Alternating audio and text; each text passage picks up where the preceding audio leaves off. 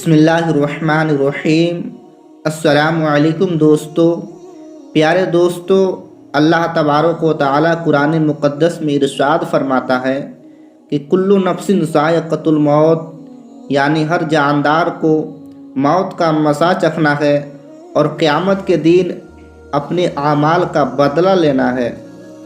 پیارے دوستو، آیت کریمہ سے معلوم ہوا کہ ہر جاندار کو مرنا ہے اور مرنے کے بعد ہر انسان سے حساب و کتاب لیا جائے گا، پھر چاہے وہ کافر ہو یا مسلمان، ہر ایک کو اس کے اعمال کے مطابق جنت یا جہنم میں داخل کر دیا جائے گا۔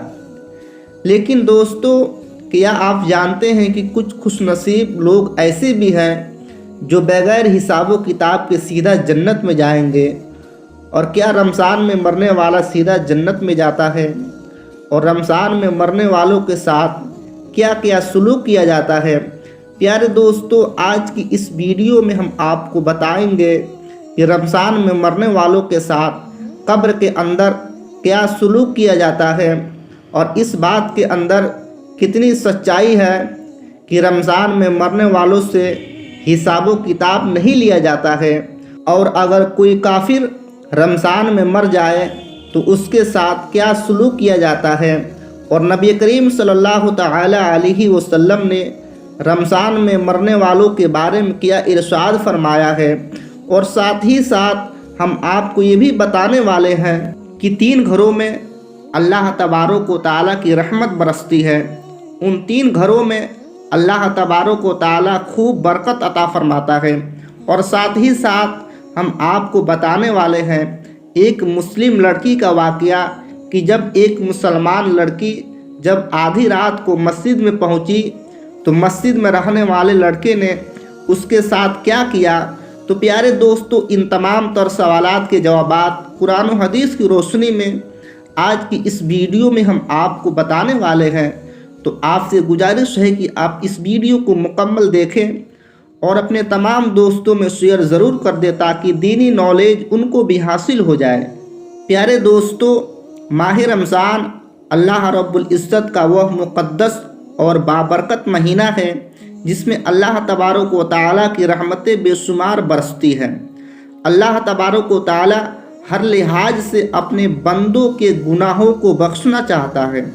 یہی وجہ ہے کہ اللہ تبارک و تعالیٰ ماہ رمضان کی ہر گھڑی میں بے شمار لوگوں کی مغفرت فرماتا ہے۔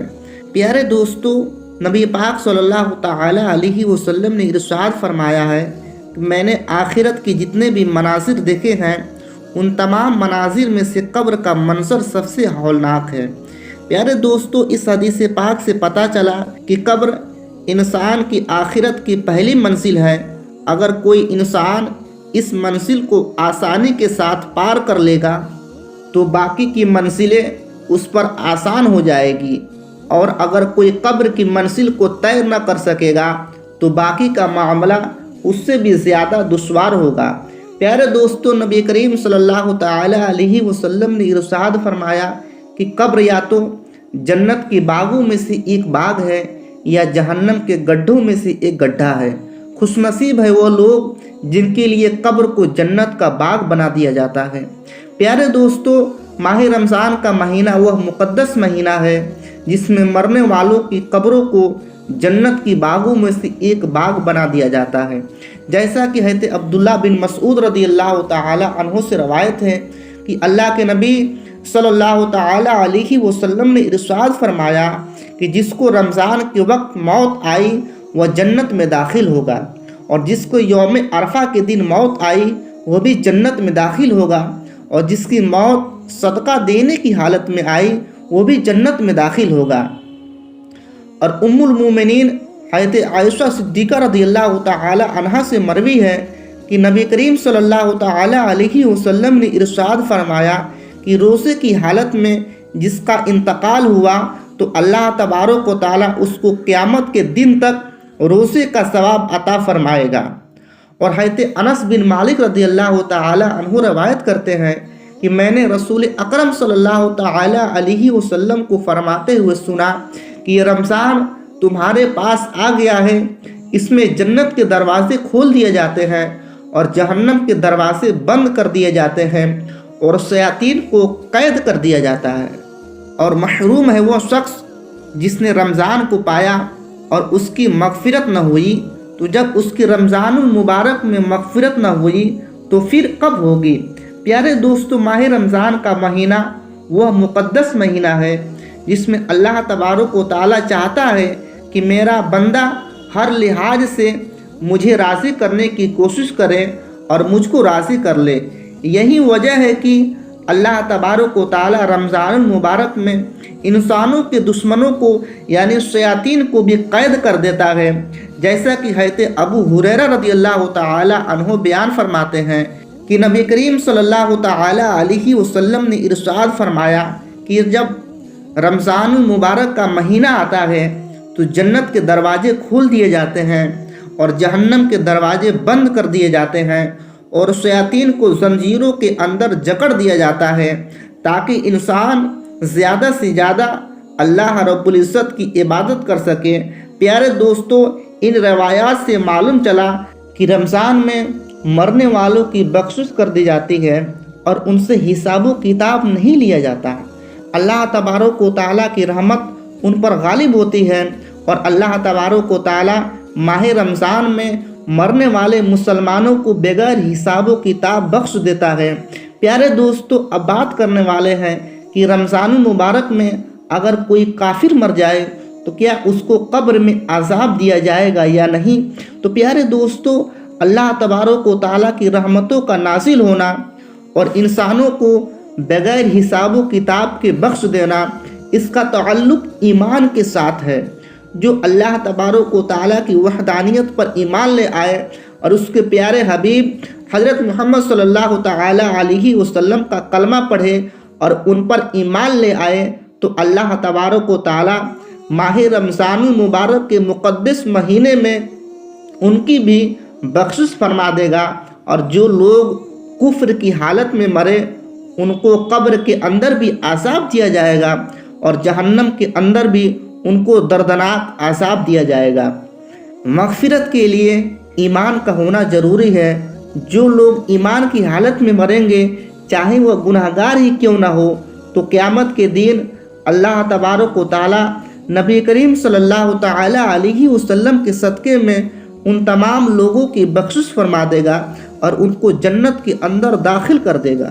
دوستو، اب آپ کو بتانے والے ہیں 4 ایسی غلطیوں کے بارے میں جو شخص ان 4 غلطیوں میں سے ایک بھی غلطی کرتا ہے تو اس کی رمضان میں بھی مغفرت نہیں ہوتی ہے۔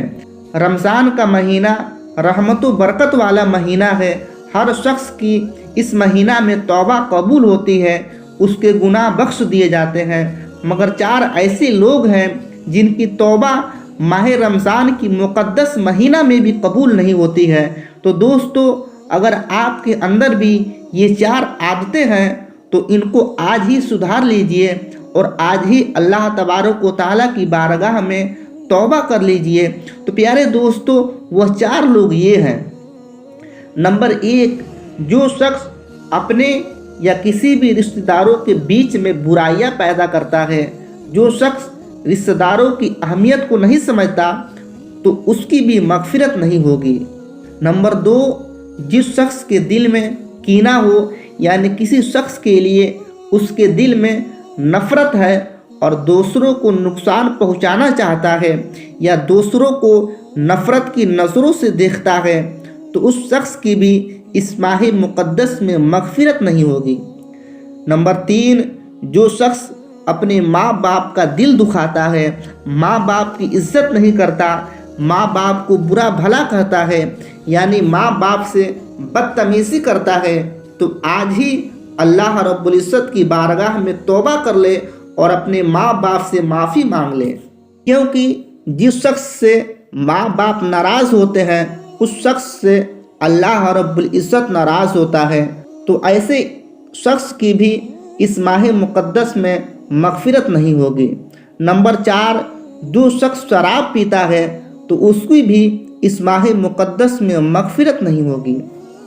تو پیارے دوستو، اب ہم آپ کو بتانے والے ہیں کہ 3 گھر میں اللہ तबारक व तआला की खूब रहमत बरसती है। नंबर एक मरतबा किसी सहाबी ने नबी पाक सल्लल्लाहु तआला अलैहि वसल्लम से अर्ज किया कि या रसूलुल्लाह सल्लल्लाहु तआला अलैहि वसल्लम, मेरे घर में बरकत नहीं होती है, मैं क्या करूं जिसकी वजह से हमारे घर में खूब बरकत हो। तो हुजूर सल्लल्लाहु तआला अलैहि वसल्लम ने इरशाद फरमाया कि अपने घर के दरवाजे पर पर्दा लगा दो। वह सहाबी रसूल ऐसा ही करने लगे। कुछ दिन के बाद वह सहाबी हुजूर सल्लल्लाहु तआला अलैहि वसल्लम की खिदमत में हाजिर हुए और अर्ज करने लगे कि या रसूलुल्लाह सल्लल्लाहु तआला अलैहि वसल्लम, मेरे घर में बहुत बरकत है, लेकिन पर्दे से इसका क्या ताल्लुक़ है, मैं नहीं समझा।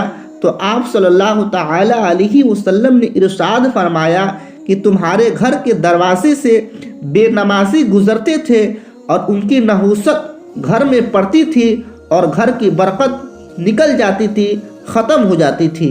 तो प्यारे दोस्तों, ज़रा सोचिए कि जब बेनमाजी को घर के आगे से निकलने से बरकत ख़त्म हो जाती है, तो जिस घर में बेनमाजी हो उस घर में भला बरकत कैसे होगी। नंबर 2, एक मरतबा किसी सहाबी रसूल ने हुजूर सल्लल्लाहु तआला अलैहि वसल्लम से पूछा कि या रसूलुल्लाह सल्लल्लाहु तआला अलैहि वसल्लम, हमारे घर में बरकत नहीं होती है, हमारे खाने में बरकत नहीं होती है, यानी हम खाते तो हैं मगर हमारा पेट नहीं भरता। तो आप सल्लल्लाहु तआला अलैहि वसल्लम ने इरशाद फरमाया कि शायद आप लोग अलग अलग बैठकर खाना खाते हैं। तो उन्होंने अर्ज किया कि या रसूलुल्लाह सल्लल्लाहु तआला अलैहि वसल्लम, हम ऐसा ही करते हैं, हम लोग घर में अलग अलग बैठकर खाना खाते हैं। तो आप सल्लल्लाहु तआला अलैहि वसल्लम ने इरशाद फरमाया कि तुम लोग अपने घर में साथ में बैठकर और अल्लाह तबारक व तआला का नाम लेकर खाना खाया करो, तुम्हारे खाने में बरकत होगी। तो प्यारे दोस्तों, सब लोगों को खाना साथ में बैठकर खाना चाहिए, इससे खाने में बरकत होती है। नंबर 3, नबी पाक सल्लल्लाहु तआला अलैहि वसल्लम ने इरशाद फरमाया कि जिस घरों में मेहमानों का आना जाना हो उस घर में अल्लाह रब्बुल इज़्ज़त की रहमत खूब बरसती है। और आप सल्लल्लाहु तआला अलैहि वसल्लम ने फरमाया कि मेहमान अपना नसीब साथ में लेकर आता है और जाते वक्त घर की आफतों, मुसीबत और तमाम परेशानियों को अपने साथ लेकर जाता है। तो प्यारे दोस्तों, अब हम आपको बताने वाले हैं कि जब आधी रात को एक खूबसूरत लड़की मस्जिद में गई तो उसके साथ मस्जिद में बैठने वाले लड़की ने क्या किया। एक मर्तबा एक नवाब की खूबसूरत लड़की दंगे फसाद के दौरान मस्जिद में पनाह लेने के लिए दाखिल हो गई तो देखा कि एक नौजवान लड़का तिलावत कर रहा है। तो लड़की बगैर कोई आवाज़ किए थोड़ी देर वहीं पर खड़ी रही, फिर उस नौजवान के करीब चली जाती है। इस्लामी रंग में रंगे लड़के ने जब लड़की को बेपर्दा हालत में देखा तो उसे मस्जिद से निकलने को कहा, लेकिन लड़की बाहर निकलने से इनकार कर दिया। तो नौजवान लड़के ने गुस्सा मन्नत हर तरीका आजमाया, लेकिन लड़की बाहर जाने से साफ साफ इनकार कर दिया। लेकिन लड़की ने बाहर जाने से साफ साफ इनकार कर दिया और अल्लाह का वास्ता देकर कहने लगी कि मुझे बाहर ना निकालो, मेरे इज़्ज़त को ख़तरा है, इसलिए मुझे आज रात मस्जिद में गुजारने दो। नौजवान लड़के ने कहा कि ठीक है, एक शर्त पर तुम मस्जिद में ठहर सकती हो कि तुम एक कोने में पूरी रात खामोशी से बैठी रहोगी और किसी भी हाल में मुझसे बात नहीं करोगी। लड़की चुपचाप एक कोने में जाकर बैठ गई। उधर नौजवान इबादत गुजार लड़का थोड़ी देर के बाद अपनी उंगली जलते हुए चिराग पर रखता था और फिर सिसकियाँ लेकर उठा लेता था। लड़की रात भर उस कोने में बैठकर ये तमाशा देखती रही मगर कुछ न बोल सकी। अल्लाह अल्लाह करके सुबह हुई। लड़का जब फजर की अजान देने के लिए उठा तो लड़की से बोला कि तुम अब चली जाओ, नमाजी आने वाले हैं, किसी को कोई गलत फहमी ना हो जाए। तो लड़की ने कहा कि ठीक है, میں جا رہی ہوں، مگر مجھے ایک بات بتائیے کہ رات بھر آپ بار بار تھوڑی دیر پر آپ اپنی انگلی جلتے ہوئے چراغ پر کیوں رکھ رہے تھے؟ تو نوجوان لڑکی نے جواب دیتے ہوئے کہا کہ جب مجھ پر شیطان کا غلبہ ہوتا تھا تو میرا ذہن پلٹ جاتا تھا اور شیطان کہتا تھا کہ اکیلی لڑکی ہے، اپنی خواہش پوری کر لو، مگر جب میں انجام کو یاد کرتا تھا تو میں اپنی ایک انگلی کو جلتے ہوئے چراغ پر رکھ کر یہ چیک کرتا تھا کہ کیا میں دوزخ کی آگ کو برداشت کر پاؤں گا یا نہیں، مگر مجھے بہت ہی جلد یہ احساس ہو گیا کہ یہ چراغ کی آگ پر ایک انگلی برداشت نہیں کر سکتا ہوں، تو کل قیامت کے دن میرا جسم دوزخ کی آگ کو کیسے برداشت کرے گا؟ لڑکی چلی گئی، وقت گزرتا گیا اور اس نوابزادی کے لیے امیر سے امیر گھرانے سے رشتے آئے، مگر وہ لڑکی ہر رشتہ کو ٹھکراتی رہی۔ لڑکی کے والدین بہت پریشان تھے کہ آخر یہ ماجرا کیا ہے۔ جب ماں باپ نے اس لڑکی سے پوچھا تو لڑکی نے زبان کھولی اور بولی کہ میری شادی اس مسجد میں رہنے والے نوجوان سے کر دی جائے۔ اگر میری شادی اس نوجوان لڑکے سے نہ ہوئی تو میں کبھی بھی کسی سے شادی نہیں کروں گی۔ پیارے دوستو، ایک رات نفس کو قابو رکھ کر وہ غریب نوجوان محل میں چلا گیا۔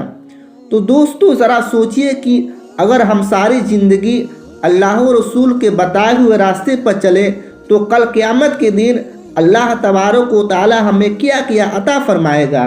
اللہ تبارک و تعالی سے دعا ہے کہ اللہ تبارک و تعالی ہم سب کو عمل صالح کرنے کی توفیق عطا فرمائے اور ہم سب کو اس ماہ مقدس رمضان کی قدر کرنے کی توفیق عطا فرمائے، آمین ثم آمین۔